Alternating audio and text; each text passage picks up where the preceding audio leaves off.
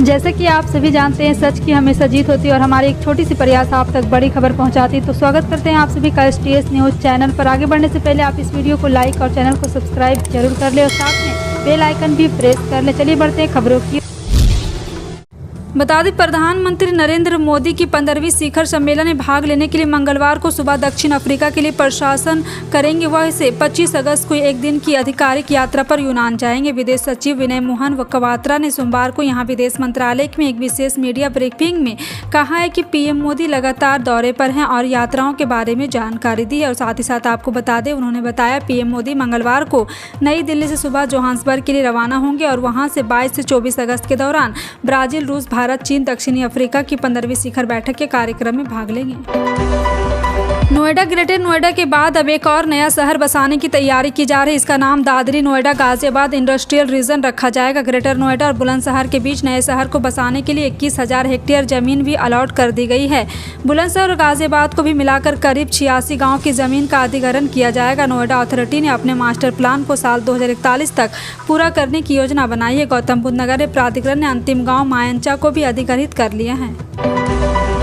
NDTV के Madhya Pradesh Chhattisgarh channel के launching कार्यक्रम में छत्तीसगढ़ के पूर्व सीएम रमन सिंह ने कई मुद्दों पर खुलकर बात की। कार्यक्रम के दौरान रमन सिंह ने भूपेश बघेल सरकार पर हमला बोलते हुए कहा, मुझे लगता है विकास की गंगा बह रही थी, शांति का टापू बना हुआ था। जितना भ्रष्टाचार 5 साल में यहाँ हुआ उतना पूरे हिंदुस्तान में कहीं नहीं हुआ। अब राज्य में कलेक्टर कलेक्टिंग एजेंट बन गए हैं। NDTV के मध्य प्रदेश छत्तीसगढ़ चैनल के लॉन्चिंग कार्यक्रम में छत्तीसगढ़ के मुख्यमंत्री भूपेश बघेल ने कई मुद्दों पर खुलकर बात की। साथ ही चैनल लॉन्चिंग के मौके पर छत्तीसगढ़ के सीएम बघेल ने NDTV की पूरी टीम को बधाई दी। मध्य प्रदेश छत्तीसगढ़ चैनल लॉन्च कार्यक्रम में छत्तीसगढ़ के सीएम भूपेश बघेल से सवाल किया गया कि इंडिया में कांग्रेस और आप साथ में है, लेकिन केजरीवाल यहाँ आकर प्रचार भी कर रहे हैं। इस पर भूपेश बघेल ने कहा, मुझे जानकारी नहीं बेंगलोर में क्या बात हुई।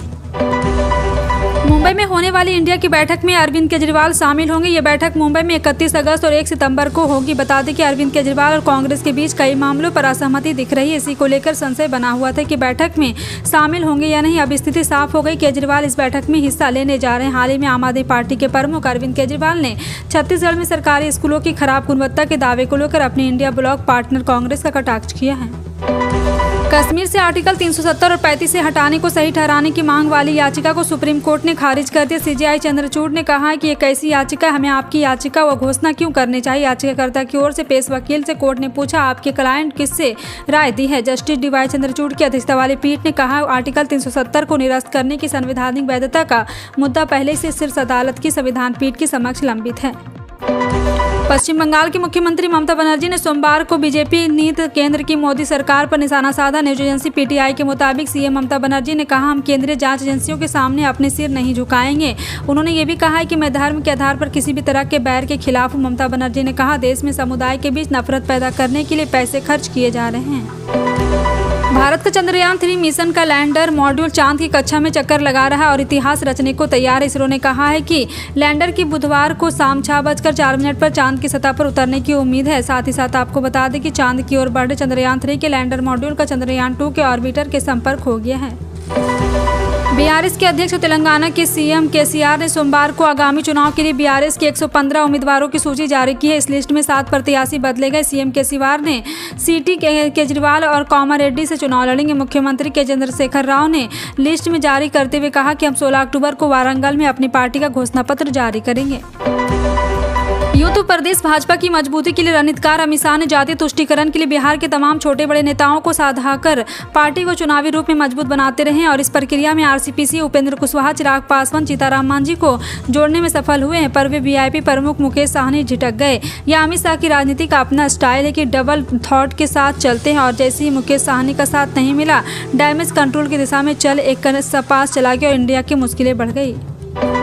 बिहार सरकार के पर्यावरण, वन और जलवायु परिवर्तन मंत्री तेज प्रताप यादव ने पटना के अटल पार्क का नाम बदलने का ऐलान कर दिया था, लेकिन बीजेपी की ओर से इसका विरोध किया गया तो पार्क के नाम बदलने का काम रोक दिया गया है। सोमवार को इस पार्क का नाम बदलकर कोकोनट पार्क करना था, लेकिन बीजेपी ने इसको लेकर विरोध किया और फिर जब विवाद बढ़ा तो फिर सरकार ने इस पार्क के नाम को बदलने का काम रोक दिया।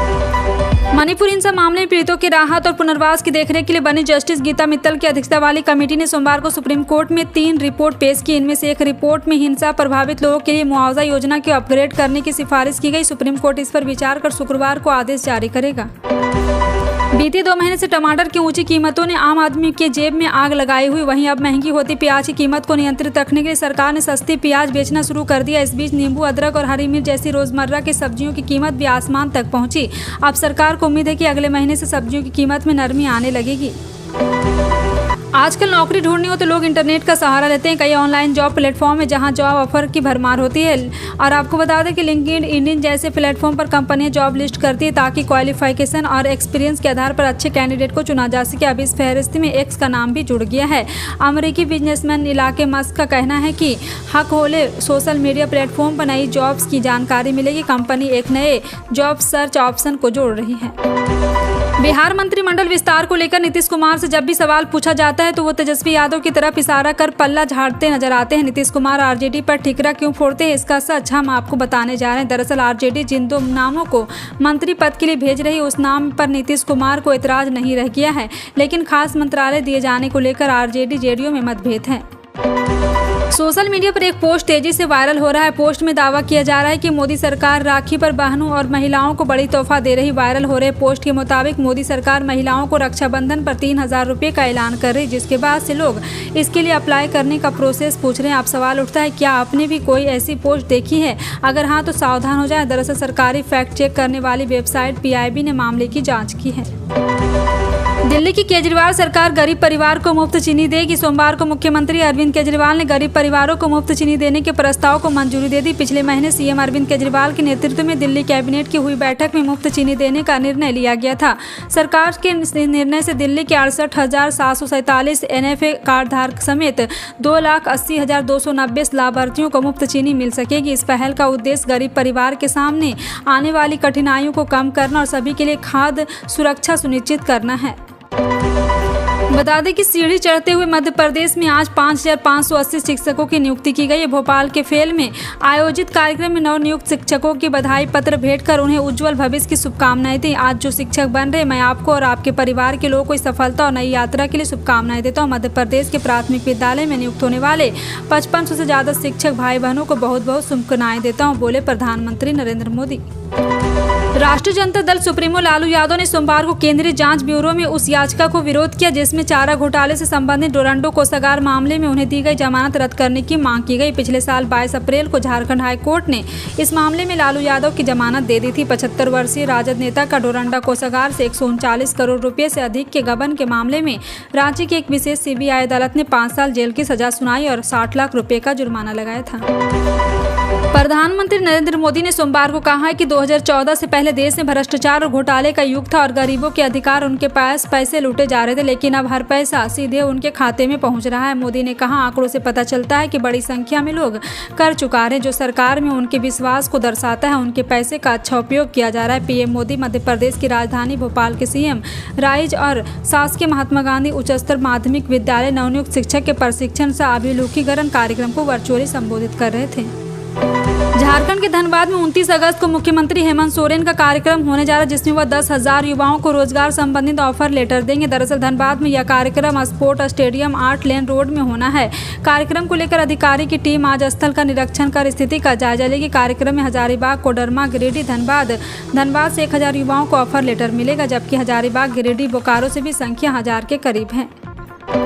टमाटर की कीमत कई हफ्तों के बाद घटने लगी, लेकिन अब प्याज धीरे धीरे महंगा होने लगा। देश के कई बड़े शहरों में प्याज की कीमत में हो रही बढ़ोतरी को देखते हुए खाद्य मंत्रालय से जुड़ी संस्था नेशनल कोऑपरेटिव कंज्यूमर फेडरेशन यानी NCCF ने सोमवार को दिल्ली में 25 रुपये प्रति किलो की रिफायती रेट पर प्याज बेचना शुरू किया है। अगले कुछ दिनों में देश के कुछ दूसरे बड़े शहरों में भी 25 रुपये प्रति किलो के रियायती रेट पर प्याज की बिक्री शुरू की जाएगी। देश के कई शहरों में प्याज की खुदरा कीमत में बढ़ोतरी को देखते हुए सरकार ने सोमवार को दिल्ली के 10 चुने जगहों पर NCCF के आउटलेट को मोबाइल वैन के जरिए 25 रुपये दिया है।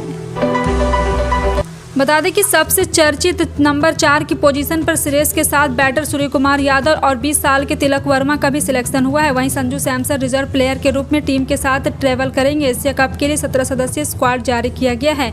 BCCI ने नई दिल्ली में सोमवार दोपहर 1:30 बजे मीटिंग करने के बाद प्रेस कॉन्फ्रेंस टीम की जानकारी दी। प्रेस कॉन्फ्रेंस में कप्तान रोहित शर्मा और चीफ सिलेक्टर अजीत अगरकर मौजूद रहे। राष्ट्रीय राजधानी में सोमवार को उमस भरा मौसम बरकरार रहने और हल्की बारिश होने के आसार है। शहर के प्रमुख मौसम यहां पे फिर से स्टेशन सफदरगंज बेतसाला में सोमवार को सुबह न्यूनतम तापमान 48.4 डिग्री सेल्सियस दर्ज किया गया, जो सामान्य से 2 डिग्री ज़्यादा है। भारत मौसम विज्ञान विभाग के मुताबिक दिल्ली में यहां अधिकतम तापमान 37 डिग्री सेल्सियस के आसपास रहने का अनुमान है। IMD के लिए बताया है कि राष्ट्रीय राजधानी में अगले 2 दिनों में हल्की बारिश होने की संभावना है। हरियाणा में हिसार विपक्ष के नेता पूर्व CM भूपेंद्र हुड्डा के एक कार्यक्रम को संबोधित किया। उन्होंने कहा कि राज्य में हमारी सरकार बनने हैं तो हम बुजुर्गों की पेंशन 6,000 रुपये प्रति माह करेंगे। गैस सिलेंडर 500 रुपये में दिया जाएगा। दलित और पिछड़ों के 100 गज के प्लॉट दिया जाएगा। पिछड़े वर्ग की क्रीमी लेयर 6 लाख से बढ़ाकर 10 लाख रुपये की जाएगी। गरीब परिवारों को 300 यूनिट मुफ्त बिजली दी जाएगी। गरीब परिवारों को 300 यूनिट मुफ्त बिजली भी दी जाएगी। हुड्डा ने कहा बीजेपी JJP सरकार पर जमकर निशाना साधा। फिलहाल आपका इन सभी खबरों पर क्या कहना है, कमेंट सेक्शन में टाइप करके जरूर बताएं। इसी तरह के पल पल की अपडेट जानने के लिए जुड़ रहे हैं आप अपने NTS न्यूज़ चैनल से। मिलते हैं अगली बड़ी खबर में, तब तक के लिए जय हिंद।